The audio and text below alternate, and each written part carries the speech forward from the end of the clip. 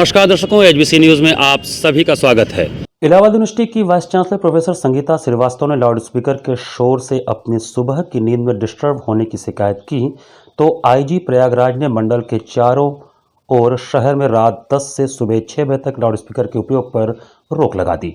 अब यह शोर काशी आ पहुंचा है। यहाँ भदैनी इलाके में किराए के मकान में रहने वाले काशी हिंदू विश्वविद्यालय के छात्र करुणेश पांडे ने वाराणसी पुलिस को ट्वीट कर शिकायत की है कि बगल के मस्जिद में लाउडस्पीकर की आवाज से मानसिक अवरोध उत्पन्न होता है। अफसरों ने मामले की जांच के लिए भेलूपुर इंस्पेक्टर अमित मिश्रा को निर्देश दिया है। इंस्पेक्टर मिश्रा ने बताया कि मामले की जांच की जा रही है। छात्र ने वाराणसी पुलिस के साथ साथ डिस्ट्रिक्ट मजिस्ट्रेट और एडीजी जोन से भी शिकायत की है। गोरखपुर निवासी बीएचयू के छात्र करुणेश पांडे ने बताया कि संस्कृत से उन्होंने 2019 में एमए किया है। रिसर्च की तैयारी भी हो रहा है। अन्य प्रतियोगी परीक्षाओं को भी देना है। घर के पास चारों प्रहर शोर से मेरा मानसिक अवरोध हो रहा है। पढ़ाई में बाधा उत्पन्न हो रही है, इसलिए मैंने अधिकारियों को ट्वीट कर यह शिकायत की है। आज उत्तर प्रदेश में योगी सरकार को 4 वर्ष पूर्ण हो गए हैं। 4 वर्ष पूरे होने की खुशी में भाजपा के नेता आशुतोष टंडन ने वाराणसी में स्वास्थ्य शिविर का उद्घाटन किया और जगह जगह पहुंचकर योगी सरकार की उपलब्धियों के बारे में जनता को जागरूक किया। योगी सरकार के 4 साल पूरे होने पर पूरे प्रदेश में कार्यक्रम हो रहे हैं। सभी जनपदों के प्रभारी मंत्री अपने जनपद में कार्यक्रम की अगुवाई भी कर रहे हैं। इसी क्रम में नगर विकास मंत्री और बनारस के प्रभारी मंत्री आशुतोष टंडन ने शहर के एंग्लो बंगाली स्कूल के प्रांगण में आयोजित कार्यक्रम में शिरकत किया और उपस्थित लोगों को योगी सरकार की योजनाओं से अवगत कराया। इस दौरान अखिलेश यादव के आह्वान पर सपा द्वारा काला दिवस मनाए जाने के सवाल पर प्रभारी मंत्री आशुतोष टंडन गुस्से में आ गए और उन्होंने कहा कि अखिलेश यादव ने 4 साल में क्या किया। एक रचनात्मक विपक्ष की भी भूमिका वो नहीं निभा पाए हैं। वो केवल 2-4 दिन में एक बार ट्वीट करने वाले नेता ही बनकर रह गए हैं। उनकी किसी बात का मैं जवाब देना उचित नहीं समझता। अच्छा, उनके पास कुछ और कहने को है? उन्होंने कभी जिस भूमिका में है, विपक्ष की भी, रचनात्मक विपक्ष की कोई भूमिका अदा की? कहाँ है अखिलेश यादव जी? सिर्फ 2-4 दिन में एक ट्वीट करने के नेता हो रह गए हैं। उनकी किसी बात का जवाब नहीं। मंत्री योगी सरकार के 4 साल पूरे होने पर आशुतोष टंडन ने लाभार्थियों को गैस के कनेक्शन भी बांटे। वहीं पक्ष द्वारा लगाए जा रहे आरोप कि गैस सिलेंडर भराने के लिए गरीबों के पास पैसे नहीं है, इस पर उन्होंने कहा कि मैं उनसे पूछना चाहता हूं कि उन्होंने अपनी सरकार में क्या किया था। एक गैस सिलेंडर के लिए लोगों को लंबी लंबी लाइन लगानी पड़ती थी।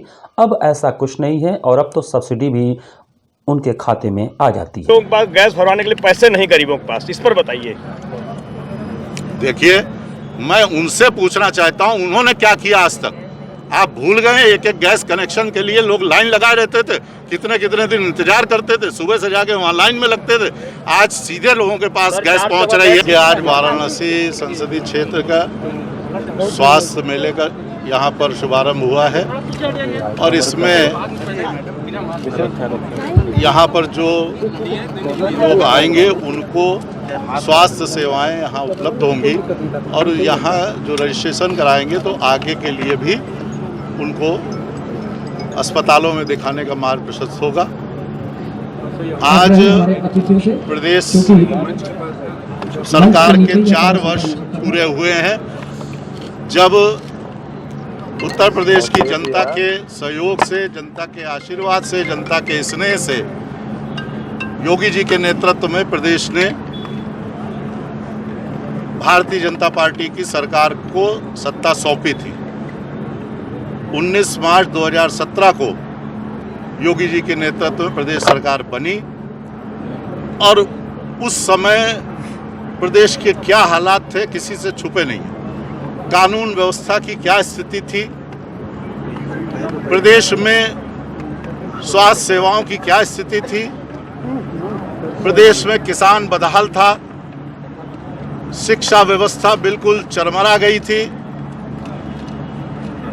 ग्रामीण और नगरीय क्षेत्रों में जो मूलभूत सुविधाएं हैं उनकी ओर उस समय की सरकारों का कोई ध्यान नहीं था। लेकिन 4 साल बीतने के बाद हम बहुत संतोष और गर्व के साथ कह सकते हैं कि उत्तर प्रदेश की स्थिति में बहुत गुणात्मक परिवर्तन आया है। कानून व्यवस्था पूरी तरह नियंत्रण में है। विभिन्न तरह के अपराधों में 60-65%, 70% तक की गिरावट आई है। ये सब आंकड़े सार्वजनिक हैं, ये कोई मैं मनगढ़ंत आंकड़े नहीं बता रहा हूँ। किसानों के लिए योगी जी की सरकार ने अपनी पहली कैबिनेट में लघु व सीमांत किसान, उस समय जो कर्ज के कारण परेशान थे, ऐसे 86 लाख किसानों को 36,000 करोड़ रुपया पहली कैबिनेट में उनका ऋण मोचन किया। जहां एक ओर सरकार विकास के कार्यों की बात कर अपनी पीठ थपथपा रही है, वहीं दूसरी ओर वाराणसी के पूर्व विधायक अजय राय ने जगह जगह घूमकर सरकार की विफलताओं के बारे में पोस्टर लगाने का कार्य किया। अपने कार्यकर्ताओं के साथ वो शहर में निकले और पिछले 4 वर्षों में योगी सरकार की जो भी नाकामयाबी रही है उस पर उन्होंने जनता से बात किया। उत्तर प्रदेश सरकार के 4 वर्ष पूरे होने पर जहां एक तरफ सरकार के तमाम कैबिनेट और राज्य मंत्री सभी जिलों में जाकर प्रदेश सरकार की योजनाओं का प्रचार प्रसार कर रहे हैं, तो वहीं प्रधानमंत्री नरेंद्र मोदी के संसदीय क्षेत्र वाराणसी में सरकार के 4 वर्ष पूरे होने पर कांग्रेस के पूर्व विधायक अजय राय के नेतृत्व में कांग्रेस के कार्यकर्ताओं ने सरकार की विफलता का पोस्टर जारी किया है।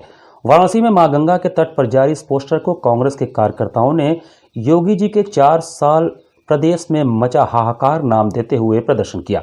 इस दौरान वाराणसी के गंगा तट पर पोस्टर चस्पा कर कांग्रेस के कार्यकर्ताओं ने नारेबाजी भी की।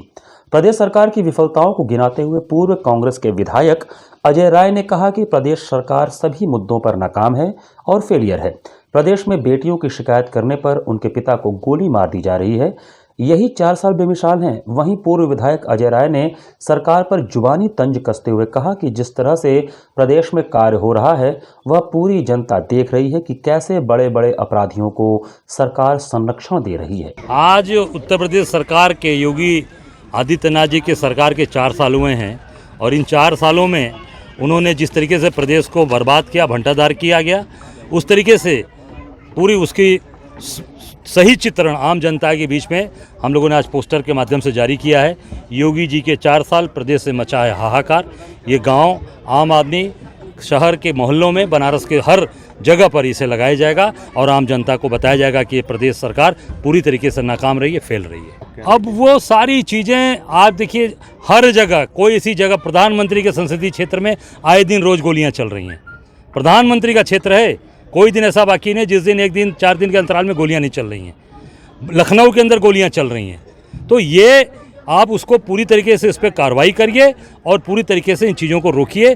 और आप देखिए, बेटी शिकायत करने जाती है कि मेरे साथ छेड़खानी हुई, मेरे साथ गलत काम किया गया, और उसके बाद उसके बाप को खेत में गोली मार दी जा रही है, ट्रक से दबा दिया जा रहा है। यही 4 साल उनका बढ़िया है। इसके जनता को बताने के लिए हम लोगों ने ये पूरी तरीके से पोस्टर जारी किया है कि आम जनता के बीच में इनकी असलियत जाए।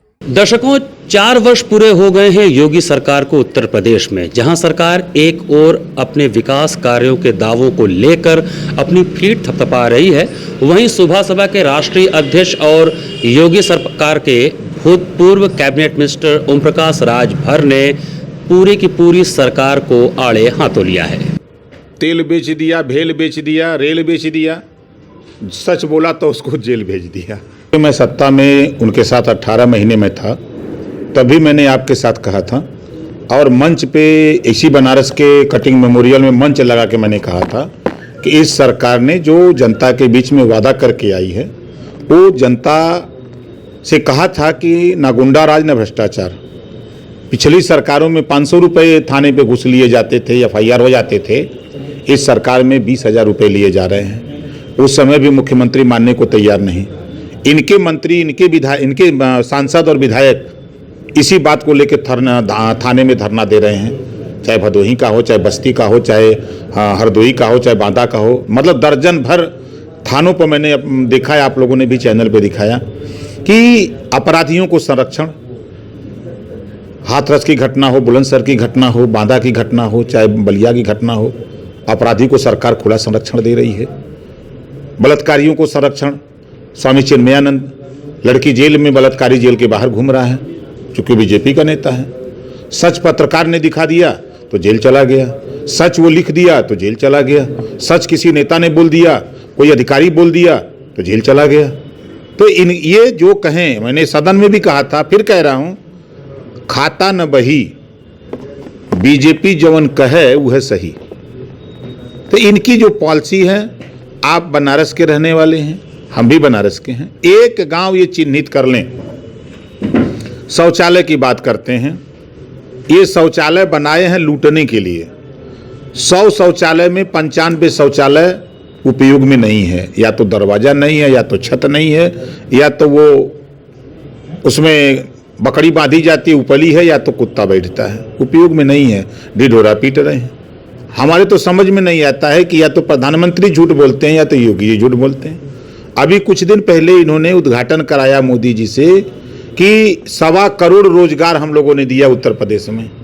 आज ऐड निकला है 4 लाख। गोरखपुर में भाषण देते हैं 25 लाख नौजवानों को रोजगार दिया। अंबेडकर नगर में आके भाषण दिया, अखबार में छपा के 28 लाख। अब ये कब क्या बोल देते हैं, इनके लोगों को समझ के परे की चीज है। इन्होंने कहा था कि 14 दिन में गन्ना किसानों का भुगतान करूंगा। अभी मैं वीडियो निकाल के दिखा दूं कि ये बोले हैं, अमित शाह जी बोले हैं, योगी जी बोले हैं, मोदी जी बोले हैं। आज तक 7 साल हो गया दिल्ली, 4 साल यहाँ हो गया, लेकिन किसानों का भुगतान नहीं हुआ। बेरोजगारों को रोजगार देने की बात करते थे, लेकिन जो रोजगार मिला हुआ था, जीएसटी और नोटबंदी आकर के 14 करोड़ नौजवानों का रोजगार छीन लिया, नहीं दिया। इन्होंने कहा था कि महंगाई कम करेंगे, और आज महंगाई आसमान पे छू चली गई। जो सरसों का तेल 50 रुपया केजी था, आज वो चला गया 125 रुपया। अरहर की दाल जो 60 रुपया में मिलती थी, वो चली गई 125 में। जो गैस सिलेंडर 350 लोग भराते थे, वो 900 पार कर गया। जो पेट्रोल 60 रुपये में मिलता था, वो 100 पार कर गया। जो डीजल 55 रुपये में मिलता था लीटर, आज वो 82 रुपया हो गया। महंगाई आसमान छू रही है। जब इनसे पूछिए तो एक काम में ये माहिर हैं, हिंदू मुसलमान करने में, मंदिर मस्जिद का झगड़ा लगाने में ये माहिर लोग हैं भाई। इसमें इनको तो हम तो कहते हैं, अगर मुझे नंबर देना होता तो 100 में 100 दे देते। उत्तर प्रदेश सरकार की पूर्व मंत्री रीबू श्रीवास्तव ने भी योगी सरकार को जमकर आड़े हाथों लिया है और उनके विकास कार्यों की पोल खोल दी है। मीडिया उनकी है, गोदी मीडिया। मैं सब मीडिया को नहीं कह रही हूँ, जो गोदी मीडिया है वो 90% उनके कब्जे में है, और वो जो बता रहे हैं वही मीडिया दिखा रही है। लेकिन एक आम आदमी के दिल से पूछा जाए तो उसकी जेब खाली हो चुकी है। जो एक मिनिमम आय होनी चाहिए, जो वो गरीबी रेखा से नीचे वाले लोग, वो उनकी संख्या ज़्यादा होती चली जा रही है। लोगों के पास परचेजिंग पावर ख़त्म हो गई है। छोटी छोटी बचत लोग नहीं कर पा रहे हैं। डीजल पेट्रोल के दाम इतने बढ़ गए हैं कि पेट्रोल और डीजल एक बराबर हो गया, ये कभी कोई सपने में भी नहीं सोचा होगा। तो आज किसान वहाँ मर रहे हैं, कितने 200 से ज़्यादा संख्या में वो उनकी जानें चली गई, 300 से ज़्यादा, और पता नहीं क्या क्या हो रहा है। आज बैंक कर्मचारी हड़ताल पर हैं, बैंक को प्राइवेट किया जा रहा है। आज रेलवे कर्मचारी हड़ताल पे हैं, आज शिक्षक हड़ताल पे हैं, आंगनबाड़ी हड़ताल पे हैं। देश का हर वर्ग परेशान है, हर वर्ग का शोषण ये सरकार कर रही है, और उसके बाद भी ये 4 साल का जश्न मना रहे हैं। आप बच्चा इनके 4 साल पूरे होने को लेकर के मातम मना रहा है, और ये जश्न मना रहे हैं क्योंकि उनको किसी की नहीं सुननी है, केवल अपने मुंह मियां मिट्ठू बनना है। और देश में एकदम त्राही त्राही मचा हुआ है। पहली बार इस देश के इतिहास में पहली बार जीडीपी 70 सालों में पहली बार सबसे नीचे गिरा। देश के इतिहास में 70 सालों में पहली बार डीजल पेट्रोल इतना ज़्यादा महंगा हुआ। पहली बार किसान इतना ज़्यादा मर रहे हैं। पहली बार इतनी भूखमरी आई है। पहली बार मतलब इस महंगाई इतनी ज़्यादा बढ़ी है। पहली बार देश में बेरोजगारी 70 सालों में इस साल पहली बार बढ़ी, सबसे ज़्यादा हुई है। तो आज किस बात का जश्न मना रहे? कोई एक बात तो ये बताएं कि देश में हमने ये कर दिया, प्रदेश में ये कर दिया, इसलिए हम उसकी खुशी मना रहे हैं, या इसलिए हम उनकी उपलब्धियां बता रहे हैं सरकार की। गरीब महिलाओं को उन्होंने फ्री में सिलेंडर दिया है। फ्री में जो सिलेंडर दिया गरीब महिलाओं को, वो सिलेंडर उसकी सब्सिडी खत्म कर दी धीरे धीरे। और जितने आपको मेरी एक जानने वाले लोग हैं जो एनजीओ चलाते हैं, उनको सिलेंडर बांटने के बाद उनको इस बात के लिए पैसा दिया जा रहा है कि आप जाइए और लोगों को जागरूक करिए कि सिलेंडर जलाएं, नहीं तो सिलेंडर को कपड़ा उड़ा करके उसके ऊपर गोरी वोरी रख दिया गया है। जगह जगह जो उनकी सब्सिडी वाले सिलेंडर्स हैं वैसे ही बेकार पड़े हैं, और आम लोग जो 1000 रुपये सिलेंडर हो गया है, उससे आम लोग भी सिलेंडर का इस्तेमाल कम से कम करना चाहते हैं या कम हो रहा है। आप ये सिलेंडर इतना ज़्यादा महंगा, सारे लोग मतलब 14 में ये 400 रुपये था, आज ये 19-20 होते होते ये इतना ज़्यादा महंगा हो गया, इसकी कोई कल्पना नहीं की जा सकती। कोरोना जैसे महामारी के बाद ये हमारा गरीब देश जो किसी तरह से जूझ रहा था, बाहर निकल रहा था अपनी परेशानियों से, अपने बेरोजगारी से, उसको इतनी मार, सिलेंडर महंगा कर दिया, पेट्रोल महंगा कर दिया, सब चीज़ महंगा कर दिया, इतनी बड़ी बार उनको महंगाई की और बेरोजगारी की जो झेलनी पड़ रही है, तो देश आज बहुत बुरे दौर से गुजर रहा है। मैडम, प्रदेश में आपकी भी सरकार रही, पद को भी सुशोभित किया आपने, बागडोर कहीं ना कहीं से आपके हाथ में थी। ऐसे में आज सरकार कह रही है कानून व्यवस्था बहुत अच्छी है, महिलाओं का भी बहुत ही सशक्तिकरण है, सुरक्षित है। आप खुद भी अभी देखिए हाथरस की घटना, एक घटना अभी बीती नहीं, उस बच्ची को जला दिया बिना घर वालों की परमिशन से, मरी बच्ची को बिना परमिशन के पेट्रोल डाल के जला दिया। अभी वो घटना थमी भी नहीं थी, तब तक दूसरी हाथरस की ये घटना आ गई और उसके बाप को ट्रैक्टर से कुचल के मार दिया। अभी उन्नाव की घटना, बरेली की घटना, बदायूं की घटना, अभी सोनभद्र की घटना। महिलाओं का हमारी सरकार में जो पिछली सरकार थी वो 190 शुरू जो किया था उन्होंने, उसको नाम बदल करके कुछ कर देते हैं। नाम बदलने से क्या होता है? इच्छा शक्ति होनी चाहिए कि महिलाओं के लिए कुछ करें। महिला बेटी पढ़ाओ बेटी बचाओ, और बेटी पढ़ेंगी कैसे? आप देखिए स्कूल कॉलेज सारे बंद है कोरोना में। ऑनलाइन पढ़ाई को लेकर के ये क्या तमाशा किए हुए हैं कि ना पढ़ाई में फीस कम कर रहे हैं और ना ही क्लासेस शुरू कर रहे हैं। आप बंगाल में देखिए चुनाव हो रहा है, वहाँ कोई कोरोना नहीं है, वहाँ सारी भीड़ इकट्ठा है, और स्कूल में बच्चे पढ़ाई नहीं करेंगे, उनके लिए कोरोना है, उनके क्लासेस नहीं चलेंगे। ऑनलाइन क्लासों के दम पर वो जितना भी कर सकते हैं पैसा वसूल रहे हैं उन बच्चों के माँ बाप से, कि ऑनलाइन क्लासेस में उनका कोई एक बयान नहीं आता है कि उसके लिए वो टीचर्स को ये कह दें, स्कूल मैनेजमेंट को कह दें कि थोड़ी फीस कम ली जाए, 50% ली जाए, 20% ली जाए, तो क्या बच्चे पढ़ेंगे? बच्चों पढ़ाई। योगी जी खुद भी बोलते हैं महिलाओं को लेकर बड़े सजग हैं, महिला आयोग का भी गठन है, ऐसे में महिलाओं की सुरक्षा। महिलाएं एक मुझसे देखिए, मैं एक शक्ति वाहिनी संस्था है उसकी भी मैं संचालिका हूँ, तो मैं घर में जो लड़कियां हैं वो इतनी परेशान हैं, औरतें इतनी परेशान हैं, ग्राउंड पे कोई भी इनकी योजना इम्प्लीमेंट नहीं हो रही है।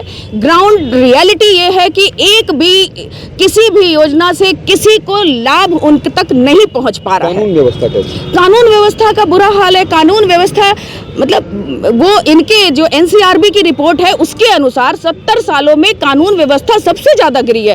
ठोक डालो कि एक हमारे मुख्यमंत्री जी की जो भाषा है उससे क्या बदल जाता है। जो क्राइम है उस एक दहशत होनी चाहिए कि हम क्राइम करें ही ना। क्राइम करने के बाद अगर उसको कोई सजा मिलती है तो पता नहीं किनको मिलती है, जो सही आदमी, जो गलत है उसको मिल रही है कि सही आदमी को मिल रही है। क्राइम व्यवस्था सबसे ज्यादा बद से बदतर है। रोज आप अखबार उठाइए, बहुत मतलब बच के लिखते हैं, तब पर भी 90% आपको यही दिखाई देगा कि सोने चांदी के दुकानों में लूट हो रही है, कहीं घर में लूट हो रही है, कहीं चेन स्नैचिंग हो रही है। और जो बेरोजगारी की स्थिति है, तो युवा जब सड़क पे बेरोजगार होके घूमेगा तो क्राइम और बढ़ेगा। तो क्राइम को प्रश्रय देने वाली ये सरकार है। जब डीजल पेट्रोल के दाम बढ़ा करके और रोजगार छीन लिया जाएगा तो क्राइम बढ़ेगा ही। मैडम 100 में कितने नंबर देगी सरकार? 0 भी नहीं दूंगी, ये माइनस में मार्किंग वाली सरकार है। दर्शकों, योगी सरकार के 4 वर्ष पूर्व होने पर हमें विभिन्न प्रकार की प्रतिक्रियाएं मिल रही हैं। हमसे बात किया मनीष चौबे ने, जो कि महानगर कांग्रेस कमेटी के महासचिव हैं। उन्होंने बताया कि इस सरकार को अगर देना हो तो मैं तो 0 दूंगा, क्योंकि जितने दावे किए जा रहे हैं वो यथार्थ के धरातल पर कहीं से भी दिखाई नहीं पड़ रहे हैं। मनीष जी, जिस प्रकार से सरकार का ये कहना है कि 4 वर्षों में जितना काम उत्तर प्रदेश में हुआ है वो काम अभी तक पिछली कोई सरकार नहीं कर पाई थी, इस विषय पे आप क्या कहना चाहेंगे?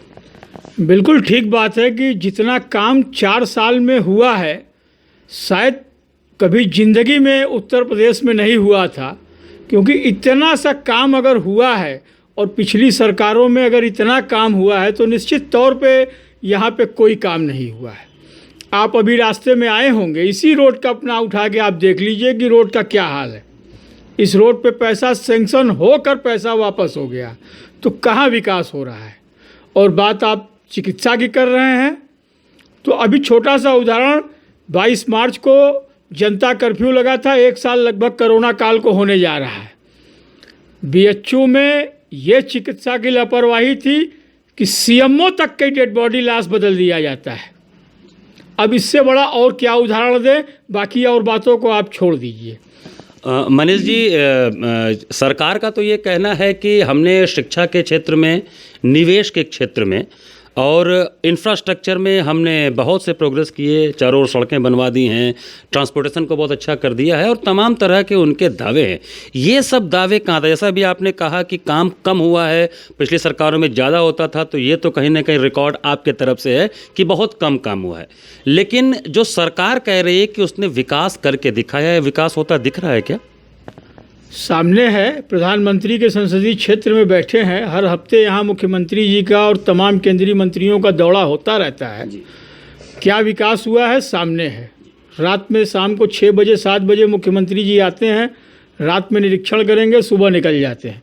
तो ऐसे विकास का काम नहीं होगा। और रही शिक्षा की बात, तो शिक्षा में एक तो सबसे पहली बात कि आप निजीकरण करने की भी तैयारी कर रहे हैं, ये नहीं होना चाहिए। और दूसरी बात कि आप कह रहे हैं कि सबसे ज़्यादा शिक्षा में बजट दिया। आप तमाम प्राइमरी स्कूलों को, सरकारी स्कूलों को उठा के देख लीजिए। मैं छोटा सा उदाहरण देता हूं, दिल्ली में भी सरकार है, हमारी पार्टी की सरकार नहीं, दूसरे पार्टी की सरकार है। और वहाँ के सरकार को आपने, वहाँ के मंत्री को चैलेंज किया था कि आज आप आके उत्तर प्रदेश में भी स्कूलों को देख लें। और वहाँ का मंत्री, मैं उनका नाम नहीं लेना चाहूँगा, लेकिन वो मंत्री उत्तर प्रदेश में आए और आपने किसी भी स्कूल में उनको जाने नहीं दिया। तो क्या हुआ? और दिल्ली के स्कूल में हमारे देश के प्रधानमंत्री ने अमेरिका के राष्ट्रपति को, पूर्व राष्ट्रपति को बुलाया था और वो दिल्ली के स्कूलों में, सरकारी स्कूलों में जाकर वहाँ निरीक्षण किया और वहाँ की तारीफ की। तो कैसे हम मान लें कि शिक्षा में आप बहुत बढ़ोतरी कर रहे हैं? ये सब फर्जी हवाई दावे हैं और आने वाले 2022 में इनकी विदाई तय है। मनीष जी, महंगाई को लेकर जनता के बीच में काफ़ी आक्रोश है। महंगाई बहुत तेज़ी से बढ़ रहा है, पेट्रोलियम के दाम बहुत बढ़ रहे हैं और जो पेट्रोल उत्पाद हैं उनके दाम बढ़ रहे हैं। इससे बढ़ने से आम सामान्य जो चीज़ें हैं उनके दाम बढ़ रहे हैं। इस महंगाई पर इस सरकार को आप क्या नंबर देना चाहेंगे? इस पे तो 0 to 0 नंबर है। कोई भी आप चीज़ उठा लीजिए, ए से जेड तक, कोई भी ऐसा सामान नहीं है कि जो महंगा नहीं हुआ, चाहे आटा हो, चाहे चावल हो, चाहे घी, तेल। सबसे बड़ा आप उदाहरण लीजिए कि जो स्मृति ईरानी मंत्री जी हैं इस समय वर्तमान सरकार में, जब कांग्रेस के सरकार में 400 साढ़े 400 का सिलेंडर होता था तो संसद भवन पे प्रदर्शन होता था। आज 1900 रुपये की गैस हो गई है, तो कहाँ गई सरकार? डीजल पेट्रोल 100 रुपये के करीब पहुँच गया, कहाँ गई सरकार? और डीजल पेट्रोल के दाम बढ़ने की वजह से जब भाड़ा बढ़ता है तो कॉस्ट बढ़ती है, कॉस्ट बढ़ती है तो मैन्युफैक्चरिंग में भी कॉस्ट बढ़ती है। तो इसकी वजह से एक एक चीज़, चाहे वो हमारी ज़रूरत की जो भी चीज़ें हैं, हर चीज़ का दाम बढ़ा हुआ है। महंगाई में भी सरकार फेल है। मैं इस पे पूर्ण तरीके से सरकार का जो दावा 4 साल में कर रहे हैं कि महंगाई पे भी हमने कंट्रोल पाया है, तो स्थिति आपके सामने है। पेट्रोलियम मंत्री धर्मेंद्र प्रधान जी अभी कुछ समय पहले वाराणसी आए थे, तो उन्होंने ये कहा था कि जाड़े के कारण पेट्रोलियम पदार्थों के दाम बढ़े हैं, पेट्रोल के और डीजल के, और जैसे ही जाड़ा कम होगा वैसे ही इसके दाम कम हो जाएंगे। ये तर्क आप कहाँ तक सही मानते हैं?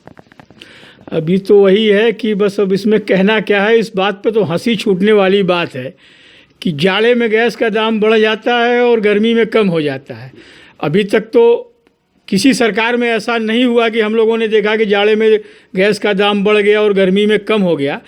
गैस का दाम बढ़ना घटना क्रूड ऑयल के रेट पे होता है।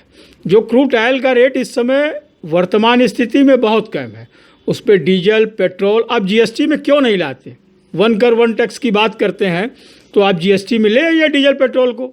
देखिए 100 रुपये से 40 रुपये 35 रुपये पर डीजल पेट्रोल आ जाता है कि नहीं। लेकिन वहाँ नहीं, वहाँ तो आपको कमाई दिख रही है कि हमारी जेब भरनी है, तो उस पर आप जीएसटी नहीं लगाएंगे। और जहाँ से जीएसटी से व्यापारियों का नुकसान हो रहा है, उस पर आप जीएसटी पे जीएसटी ठोके जा रहे हैं। आज तक आप उठा के देख लीजिए ना, आज तक अधिकारियों को ही जीएसटी क्लियर नहीं समझ में आई है। कभी ये संशोधन होता है, कभी वो संशोधन होता है, तो हम लोग व्यापारी वर्ग कहाँ से संतुष्ट हो पाएंगे जब सरकार के अधिकारी ही नहीं संतुष्ट हैं अभी। मनीष जी, एक और मुद्दा रह जाता है भ्रष्टाचार। भ्रष्टाचार के मामले में भी योगी सरकार का ये कहना है कि पिछले 4 सालों में उत्तर प्रदेश में भ्रष्टाचार का जो शिखर था वो काफ़ी नीचे हुआ है, आंकड़े काफ़ी कम हैं भ्रष्टाचार के मुद्दे पे आप क्या कहना चाहेंगे? अब जो इनका नारा आया था कि भ्रष्टाचार मुक्त सरकार रहेगी, लेकिन ये तो सरकार पिछली सरकारों से भी और भ्रष्टाचार युक्त सरकार हो गई है। जो पिछली सरकारों में अगर आप कहना तो नहीं चाहिए खुल के, लेकिन जो काम मामूली सुविधा शुल्क देने पे हो जाता था, आज उसका रेट जस्ट 4 गुना 10 गुना तक बढ़ गया है। आप किसी विभाग में जाइए, बिना पैसा दिए कोई काम नहीं होता है, चाहे वो सरकारी विभाग हो, चाहे किसी तरीके का भी सरकारी उठा के आप देख लीजिए, तो भ्रष्टाचार तो चरम सीमा पे बढ़ गई है। कह लीजिए तो 100% घूसखोरी बढ़ गई है। जो पिछली सरकारों में, अन्य सरकारों में 10% था, तो आज उसको आप खुद सर्वे कर लीजिए, आप मीडिया के लोग हैं, एक गोपनीय रिपोर्ट भी आप लोग चलाते हैं, उस तरीके से भी आप कर लीजिएगा तो आपको समझ में आ जाएगा कि कितना भ्रष्टाचार कम हुआ है या बढ़ा हुआ है। धन्यवाद मनीष जी। तो दर्शकों, जिस तरह से सरकार के 4 वर्ष पूर्ण होने पर सरकार अपनी पीठ तो थपथपा रही है, वो इंफ्रास्ट्रक्चर से लेकर विकास से लेकर शिक्षा और विभिन्न क्षेत्रों में महंगाई इत्यादि पर, साथ ही भ्रष्टाचार पर अंकुश के लिए दावा तो कर रही है, लेकिन तस्वीर इसके इतर भी है। और जो लोग हैं उनका ये कहना है कि कहीं से भी ये सरकार उन मानकों पर खरा नहीं उतर पाई है जिन वादों को लेकर ये सरकार आई थी। वाराणसी से एचबीसी न्यूज़ के लिए मैं अमित मिश्रा, नमस्कार। तो दर्शकों, एक और सरकार है जो कि विभिन्न प्रकार के दावे कर रही है और अपने दावे में वो अपने आप को 100% नंबर दे रही है। और इस सरकार का ये कहना है कि विकास और अन्य मुद्दों पर जो वादे करके हम आए थे उसको हमने तकरीबन पूर्ण कर लिया है। वहीं दूसरी ओर जब विभिन्न राजनीतिक पार्टियों से हमने बात की तो उनका ये कहना है कि दावों में और यथार्थ में ज़मीन आसमान का अंतर है। तो इन्हीं दावों और यथार्थ की धरातल पर हमारी खोजबीन जारी रहेगी। तब तक के लिए नमस्कार।